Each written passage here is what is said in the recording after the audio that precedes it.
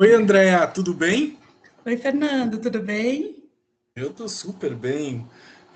Bom, para mim é uma honra poder ter um espaço na agenda de tanta gente competente para poder ouvir, pesquisar sobre carreira.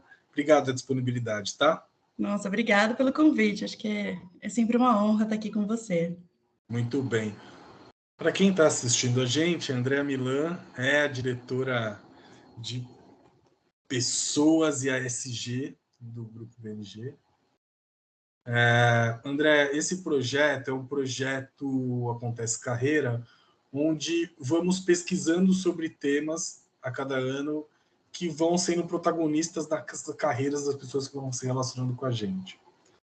Esse ano, o tema da tecnologia, na verdade, 2024, no segundo semestre, o tema de tecnologia ele ganhou muito mais força, confundindo, assustando e motivando algumas pessoas. E a ideia do projeto é poder pesquisar um pouquinho. A primeira pergunta que eu queria fazer para ti é porque existe uma premissa que eu tenho provocado no mercado e queria ouvir sua opinião. Eu digo que tecnologia não é mais um skill da área especialista, mas sim de todos. Você concorda com isso, André? Não, totalmente, Fernando. Eu acho que tecnologia não é mais um skill, ela é parte da nossa vida, né? Eu acho que hoje, quando a gente trabalha, está no mercado de trabalho, a tecnologia, ela realmente faz parte de todo o nosso contexto. Ela faz parte do nosso dia a dia, ela faz parte de como a informação chega na gente, ela faz parte de como a gente acessa conteúdo, de como a gente se relaciona, de como a gente aprende. Eu acho que ela é tudo no nosso dia a dia.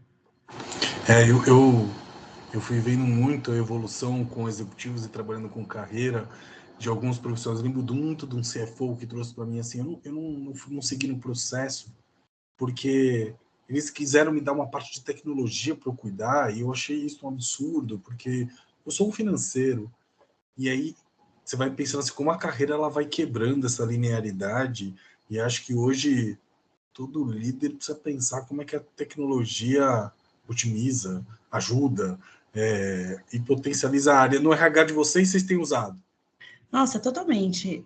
Eu acho, Fernando, que acho que talvez nos últimos 2 anos, eu acho que não só usado, como a gente se desafia para tentar usar cada vez mais, para que a tecnologia trabalhe por nós. Eu acho que sempre que eu converso com o meu time, eu fico perguntando o que a tecnologia tem feito para tirar atividades operacionais, atividades mais assim, repetitivas do nosso time, para que o nosso time possa, de fato, olhar com um olhar mais crítico, com critério, dedicar tempo para as pessoas mesmo, né? Quando a gente fala de recursos humanos, muitas vezes eu falo, você não precisa mais gastar tanto tempo triando currículos ou buscando, né?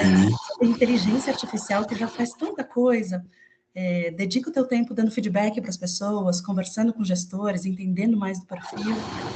Eu acho que a gente tem conseguido avançar muito nos últimos 2 anos. Bacana.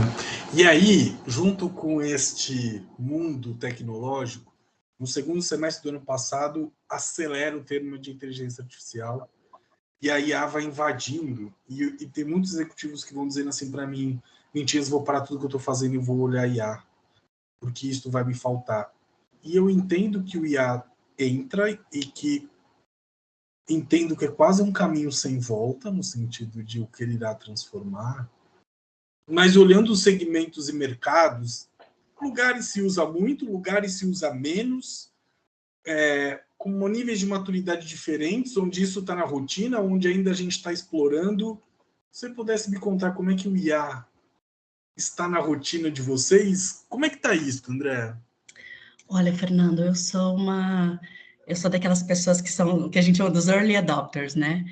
Então, eu sou super fã do tema e eu acho que desde que a gente começou a usar essas ferramentas todas de inteligência, de construção, eu comecei a entender como elas poderiam facilitar o meu dia a dia.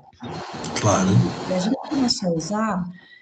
tem um pedaço que é como eu convenço, né, ou como a liderança, ou como os nossos times nos convencem a investir, de fato.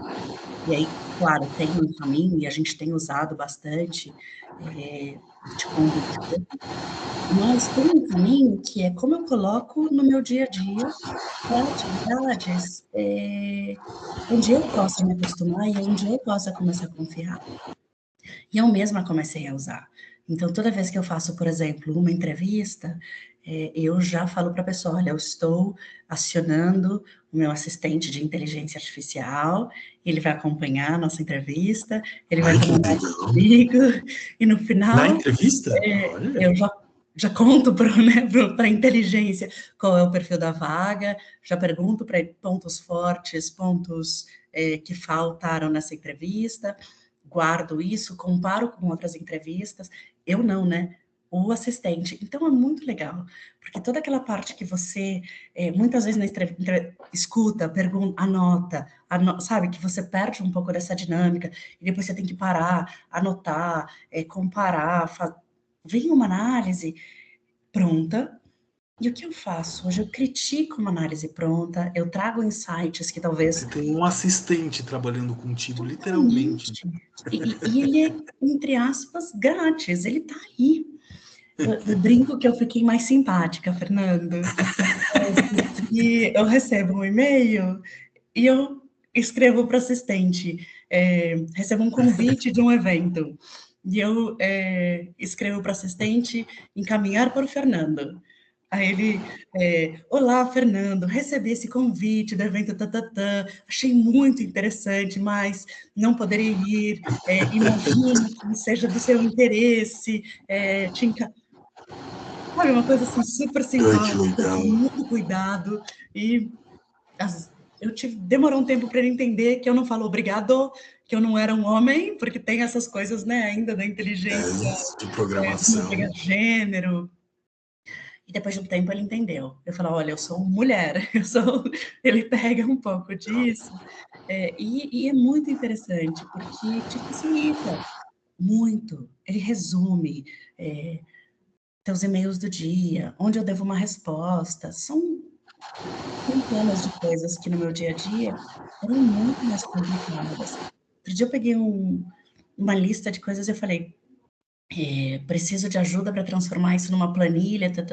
Criou aqueles pull downs, mandei para o meu time um exercício de prioridade que eu fiz uma listinha de uma anotação no meu celular, num trânsito, sabe?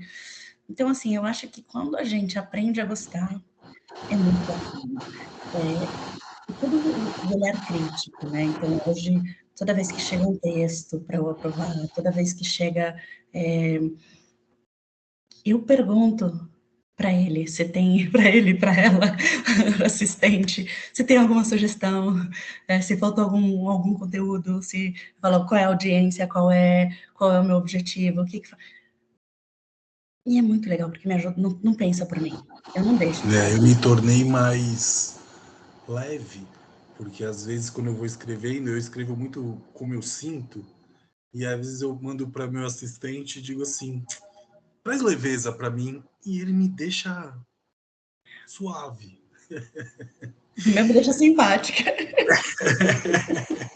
E aí, André, pensando neste mundo que estamos, e aí eu vou te convidar para estar no lugar um pouquinho da Cornerstone, que trabalha com este lugar de desenvolvimento e transição de carreira. Não tá fácil ser candidato, André. O mundo está mudando, o mercado está diferente, as ferramentas estão aí, as carreiras já não têm mesmo a linearidade que tinham. Se eu pudesse te provocar, você plantar uma semente de reflexão de qual conselho, qual ideia que você traria para quem está nesse trajeto, o que você traria de reflexão?